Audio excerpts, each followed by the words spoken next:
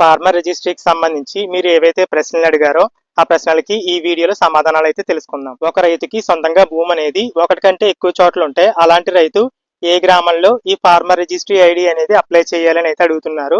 మీకు ఒకటి కంటే ఎక్కువ చోట్ల ల్యాండ్ అనేది ఉన్నట్లయితే మీరు ఏదో ఒక గ్రామంలో, అంటే మీకు సొంతంగా భూమి అనేది ఎక్కడ ఉందో అక్కడ ఏదో ఒక గ్రామంలో ఈ ఫార్మర్ రిజిస్ట్రీ ఐడి అనేది అప్లై చేసుకోవచ్చు అనేసి అయితే అధికారులు అయితే చెప్తున్నారు. అంటే మీకు సొంతంగా భూమి ఉన్న ఏదో ఒక గ్రామంలో ఐడికి అయితే అప్లై చేసుకోవచ్చు. ప్రస్తుతానికైతే అన్ని చోట్లకి వెళ్ళి అన్ని చోట్ల అప్లై చేసుకోని అవసరం లేదని అయితే సిబ్బంది అయితే చెప్తున్నారు.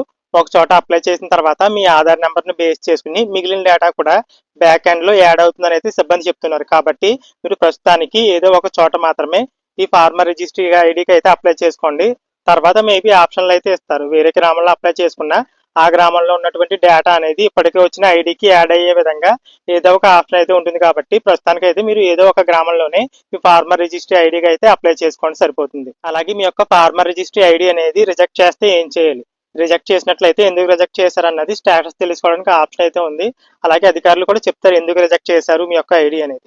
అప్పుడు ఏం చేయాలి అంటే ఆ రిజెక్ట్ రీజన్ తెలుసుకుని దాన్ని క్లియర్ చేసుకోవాలి. అంటే మీ యొక్క భూమి అనేది ఆన్లైన్ అవ్వలేదు, ఆ ల్యాండ్ మీ నాన్నగారి పేరుతో ఉంది, మీరు మ్యూటేషన్ అప్లై చేసుకుని డేటా అనేది అప్డేట్ చేసుకోవాలి.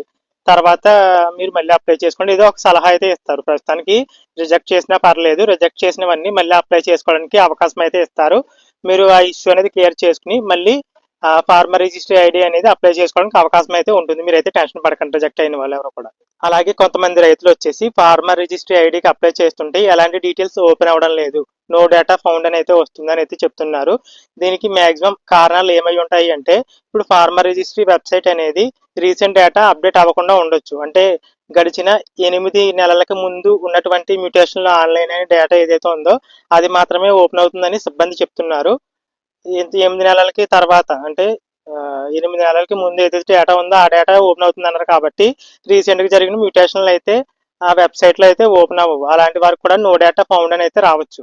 అలాగే ప్రభుత్వ నిబంధనల ప్రకారం ఆ భూమి యొక్క డీటెయిల్స్ ఓపెన్ అవ్వకుండా ఉండొచ్చు. అంటే ఆ భూమి అనేది ప్రభుత్వ భూమి అయి ఉండొచ్చు. అంటే డీ పట్టా కానీ, లేదంటే అటవీ భూమి కానీ, లేదంటే ఆ భూమికి సంబంధించి కోర్టు కేసు ఏదైనా ఉన్నట్లయితే అలాంటి భూములు కూడా డీటెయిల్స్ ఓపెన్ అవ్వకుండా ఉండొచ్చు.